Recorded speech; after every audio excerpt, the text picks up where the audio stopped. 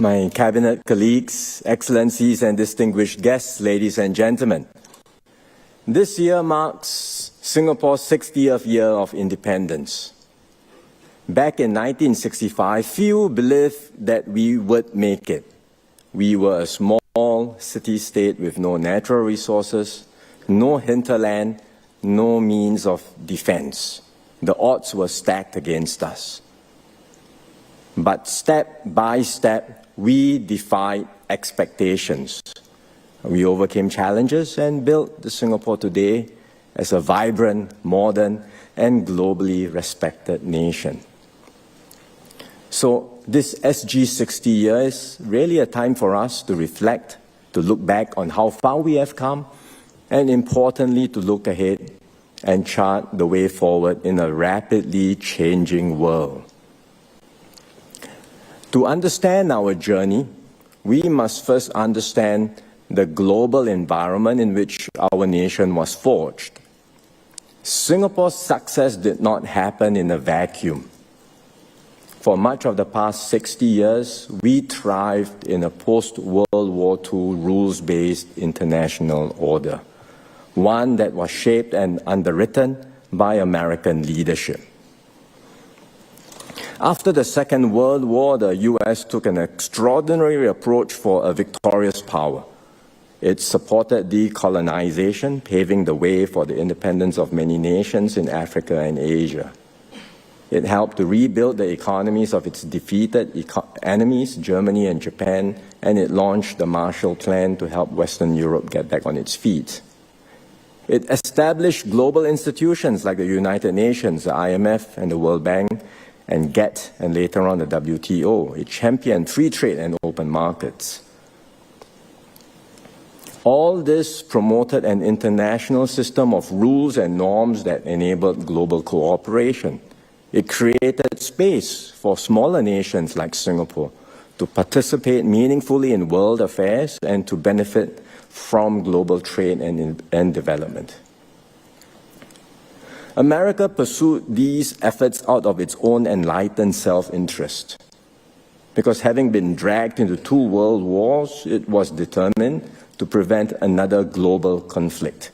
And it believed that applying its power to uphold such a global order, it could foster peace and prosperity, not just for the world, but also for itself.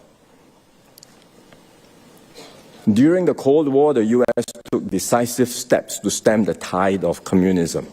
Its intervention in Vietnam gave Southeast Asia and Singapore the time and space we needed to develop and grow. The Vietnam War remains controversial, and so what we say about it may not be universally accepted, even in America itself. But Singapore is profoundly grateful for the tremendous sacrifices the U.S. made intervening in Indochina at that time. Then, when the Soviet Union collapsed in 1991, the U.S. stood alone as a sole superpower. Its leadership and security umbrella maintained peace and stability in Asia and created an environment in which countries like Singapore could flourish and thrive. Of course, things were not perfect. From time to time, America was criticized for double standards and inconsistency. But by and large, it remained a force for stability and a force for good. It is in this international context that Singapore took flight. Back in 1972, Mr. Rajaratnam envisioned Singapore as a global city, one that would, quote, draw sustenance not only from the region, but also from the international economic system. This vision flourished because of the global environment of cooperation, rules, and stability, and because Singapore chose to plug into this global system. Today, very unfortunately, this international order is fraying. The conditions that sustain it no longer hold. Within America, support for global engagement has declined. Many Americans feel left behind by globalization. Their communities have suffered job losses, stagnant wages, and social dislocation. There is a growing sense that other countries are benefiting disproportionately from America's security umbrella and access to its markets while contributing little in return. The long and costly wars in Afghanistan and Iraq after 9/11 have deepened public wariness towards foreign entanglements. And the shocks from the global financial crisis of 2008 and the COVID pandemic have caused further disruptions and dislocations. So there is now a strong and growing impulse within America to turn inward, to focus on its own domestic priorities and to scale back costly overseas commitments. This shift is evident under the current American administration. The U.S. Secretary of State Marco Rubio himself highlighted that the unique role of the U.S. was an, quote, anomaly and a product of the end of the Cold War. It was an anomaly and a product of the end of the Cold War. But this sentiment is not limited to one alone. It reflects deeper structural changes in American society, that the U.S. can no longer afford to lead the world in resolving every problem. And it now needs to cut back on what it does abroad. So this may not just be a temporary change in policy. This could reflect the new normal in the U.S. for some time to come. At the same time, China has emerged as a near-peer competitor of the U.S. China has benefited immensely from this U.S.-led order. And today, a new generation of Chinese, raised in an era of rapid growth and national revival, believe that the East is rising and the West is declining. They are also more assertive, determined to the perceived humiliations of the past and to secure what they see as China's rightful place in the world. America and China are now locked in a fierce contest for global supremacy. Neither country wants open conflict, but there is deep mistrust and suspicion on both sides. Miscalculations, especially over flashpoints like Taiwan, could trigger a broader and more dangerous escalation. Both powers claim they do not wish to force countries to choose sides. But in reality, each seeks to draw others closer into their respective orbits. This rivalry is already reshaping our world and will continue to define the geopolitical landscape for years to come. So we are in the midst of a messy transition globally. To what? Nobody can tell. America is stepping back from its traditional role as the guarantor of order and the world's policeman. But neither China nor any other country is willing or able to fill the vacuum. So nations are turning inward, prioritizing their own narrow interests. The once rising tide of global cooperation that defined the past decades is giving way to one of growing competition and distrust. And as a result, the world is becoming more fragmented and disorderly. Amidst these geopolitical realities, countries everywhere are re-examining their strategic assumptions and recalibrating their policies. In Europe, many were surprised by America's ambiguity on security guarantees for Ukraine and NATO and its uneven treatment of allies and partners. There is palpable anxiety over reliance on US military support, and European countries are fundamentally rethinking their defense postures. France has raised the idea of extending its nuclear umbrella to other European partners, for example. Poland has expressed interest in acquiring access to nuclear weapons, and Germany's Bundestag has voted to exempt defense spending from its fiscal rules. These are not minor shifts. They reflect a deeper and more fundamental realization in Europe that the post-Cold War peace dividend is over, and Europe must now reinvest in its own defense and resilience. In Asia, these developments are being watched just as closely. The former Japanese Prime Minister Fumio Kishida once warned that Ukraine may be East Asia tomorrow. That warning carries greater weight and urgency today. The abrupt recalibration in American support for Europe has prompted Asian countries to question the durability of America's commitment to the region. In his first trip to Asia, the U.S. Secretary of Defense Pete Hegseth sought to reassure regional partners. He said, and I quote, "America first does not mean America alone," and that the U.S. would prioritize and shift to Asia in a way that is unprecedented and establish the deterrence necessary to prevent war. Even so, countries will take steps to strengthen their own capabilities, just in case help does not arrive in time. They will remember that President Obama once declared that U.S. was rebalancing towards Asia, but this stance was not sustained in subsequent U.S. administrations. So that's why in both Japan and South Korea, public debate over defense has intensified. There are calls to bolster deterrence, including through enhanced missile and air defenses, and even discussions once considered taboo about acquiring nuclear weapons. What was once unthinkable is now openly contemplated. So all this marks a major psychological shift across the region. And if these trends persist, it could reshape Asia's strategic balance in fundamental ways, leading to heightened military buildup, riskier deterrence postures, and a more brittle regional security environment. Alongside growing geopolitical unease, we are seeing growing turbulence in the international economic system.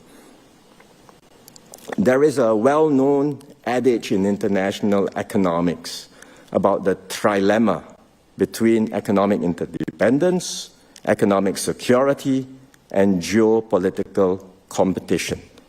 Only two can coexist at the same time, but not all three. So after the end of the Cold War, geopolitical tensions subsided. Hence, countries could embrace interdependence while maintaining a broad sense of economic security. Today, geopolitical competition has returned with a vengeance. The major powers no longer feel economically secure. So something's got to give. And where economic interdependence was once seen as a virtue, it is now seen as a vulnerability. And therefore, governments are responding by localizing production, building up self-sufficiency, and reasserting greater control over critical supply chains and strategic industries. Economic instruments like tariffs, export controls, and sanctions are being used not for market purposes, but as instruments of statecraft to advance national interest. Well, these trends are not new, but they have reached a new intensity with the latest U.S. tariff moves. The U.S. has since postponed most of its reciprocal tariffs, but there is little comfort in this, because the current baseline tariff rates are still much higher than what they used to be, and the changes have already caused great uncertainty for businesses everywhere. No company can comfortably plan long-term investments while knowing that the tariff rates could be changed at a moment's notice. Moreover, the US and China are entering a full-blown tariff trade war. The US tariffs on Chinese goods are now 145%, and China has responded, as all of you know, with tariffs on US goods at 125% and vowed to fight to the end. At these rates, trading between the two countries will just grind to a halt, and the pain will be felt not just by them, but by countries everywhere. For now, neither side wants to back down. There are no obvious off-ramps, no easy paths to de-escalate.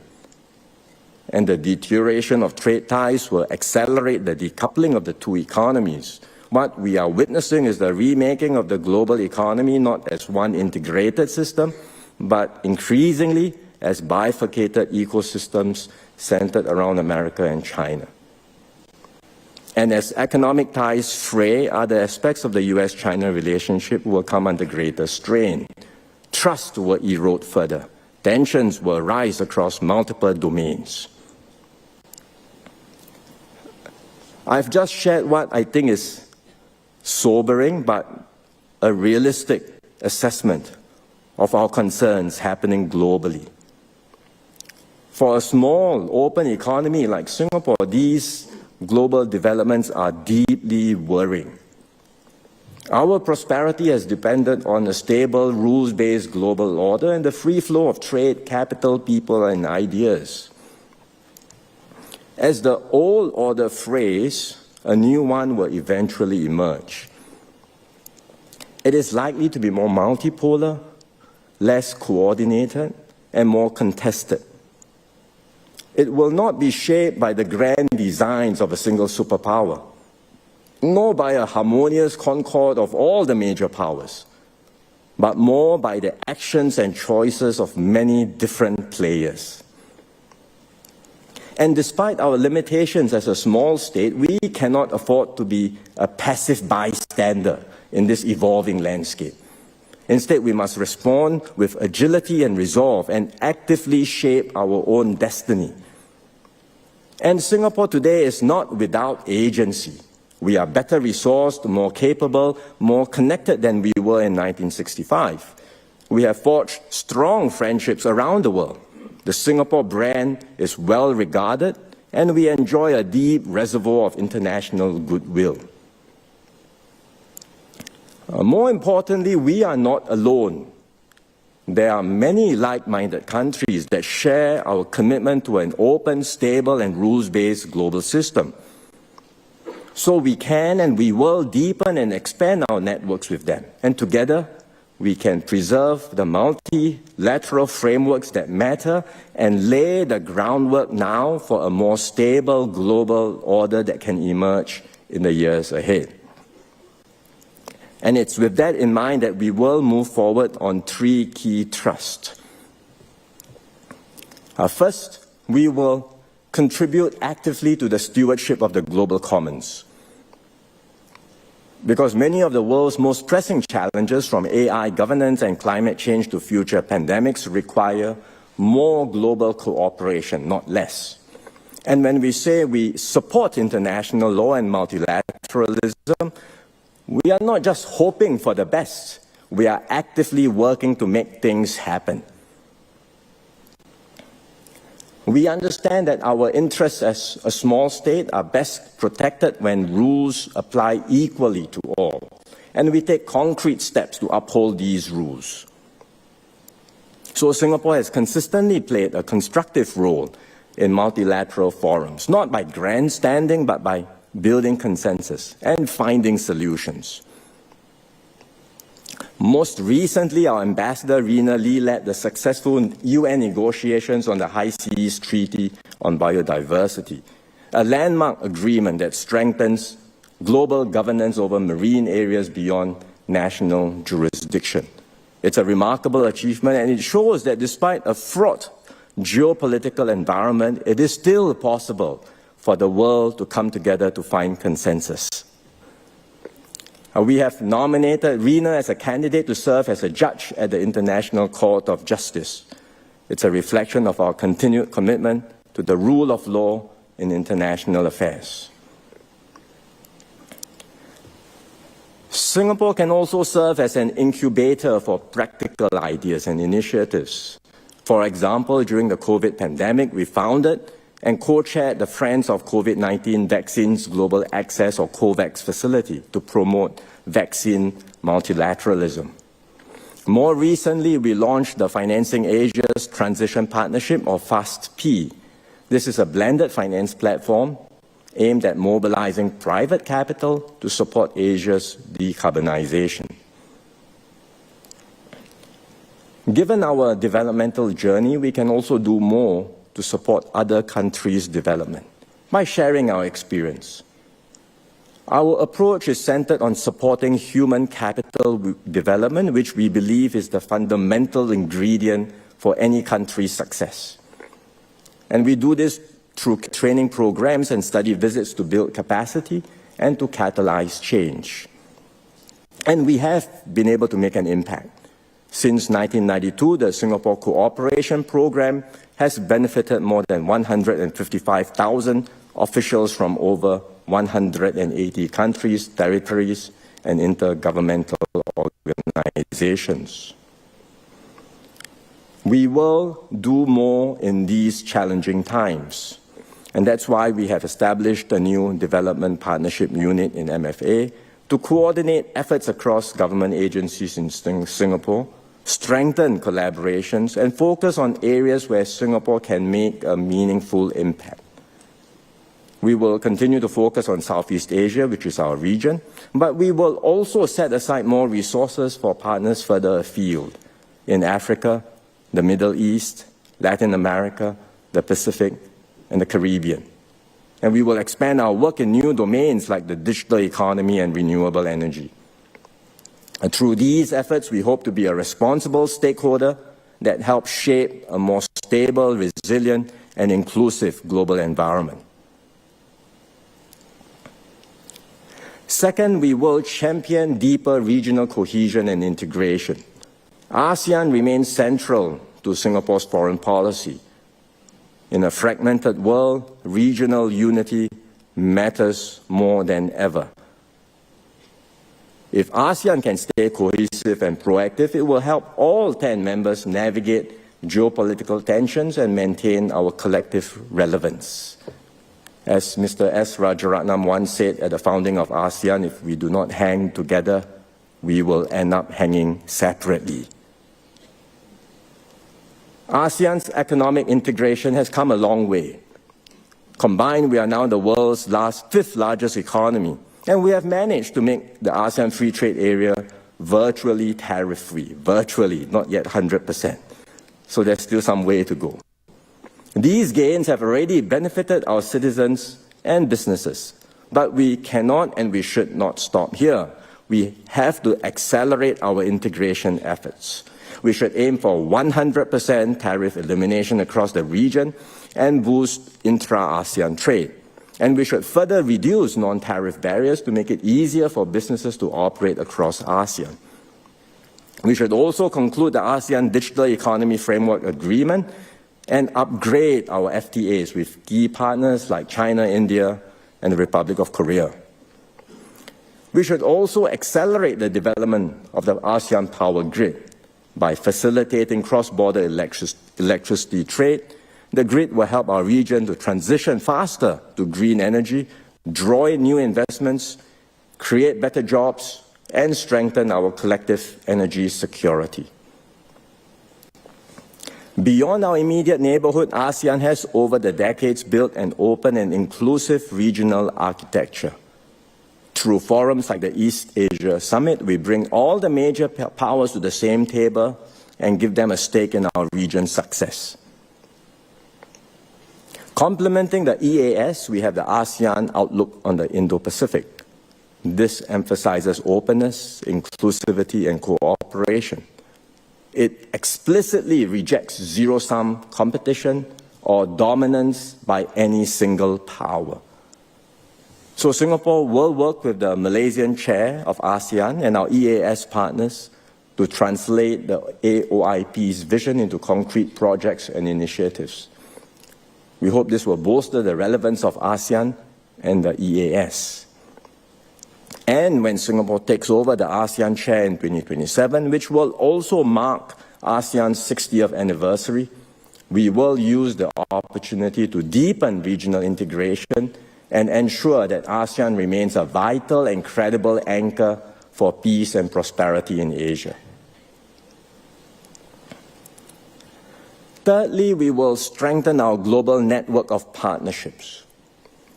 In this increasingly multipolar world, we must develop more varied and deeper relations with multiple partners.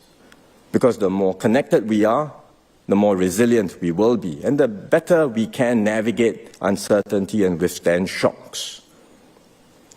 Economically, we are already plugged into major networks and frameworks like the CPTPP, RCEP, and an extensive network of FTAs. These give us market access and insulation against rising protectionism.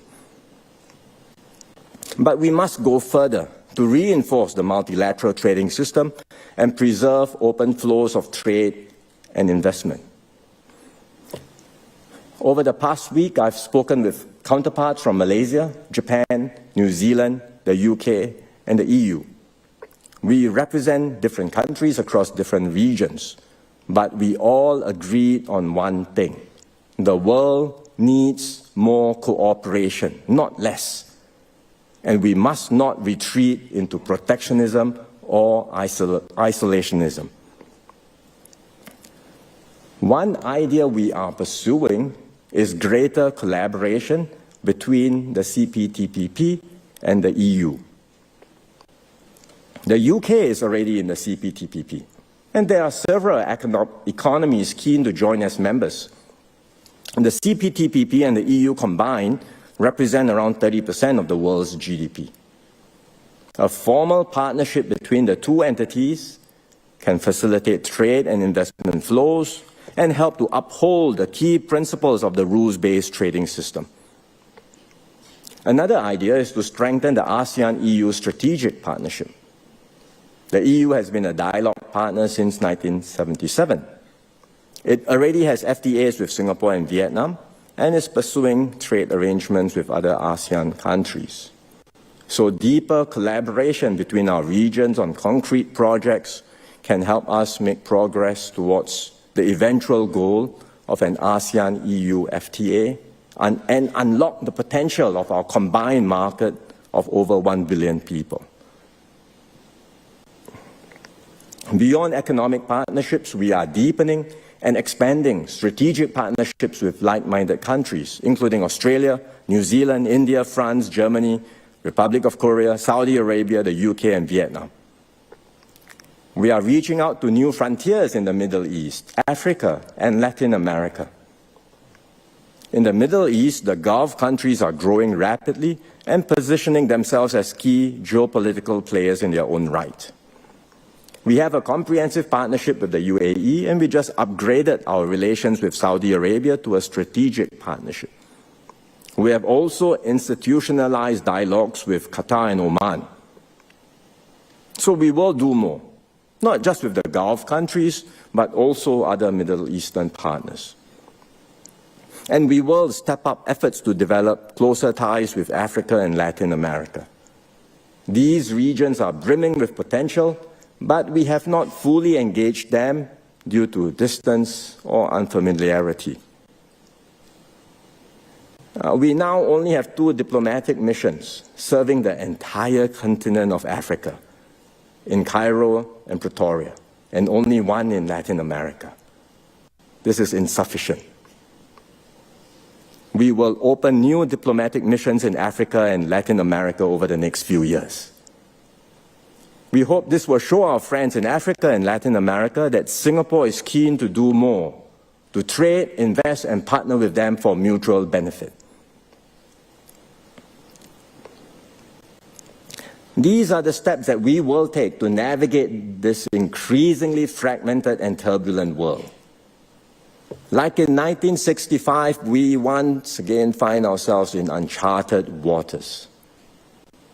We are still a small country with no natural resources, but we are no longer the Singapore of 6 decades ago.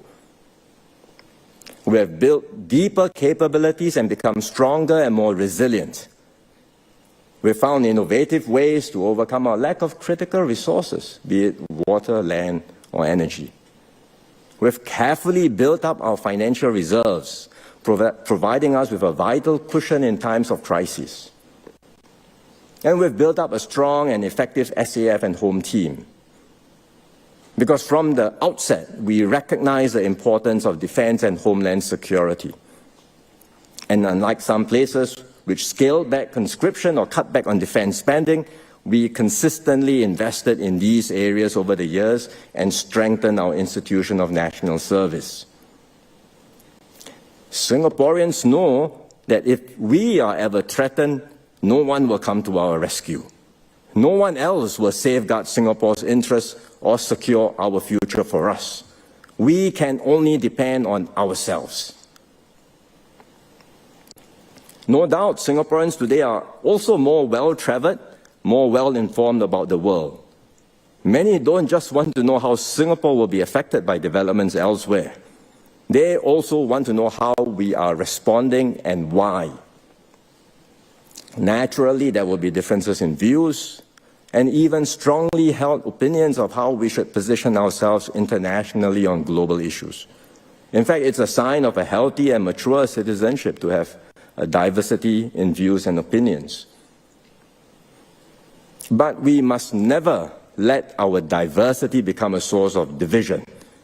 And in an increasingly fractious and polarized world, we must hold fast to what binds us together: a sense of mutual respect, shared purpose, and the conviction that what unites us is far stronger than anything that can divide us.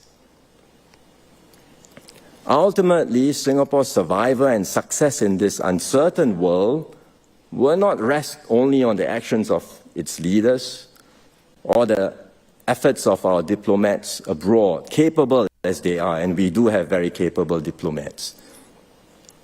In the end, it depends on all of us as Singaporeans, our belief in our nation, and our shared sense of responsibility to protect our home and our fellow citizens.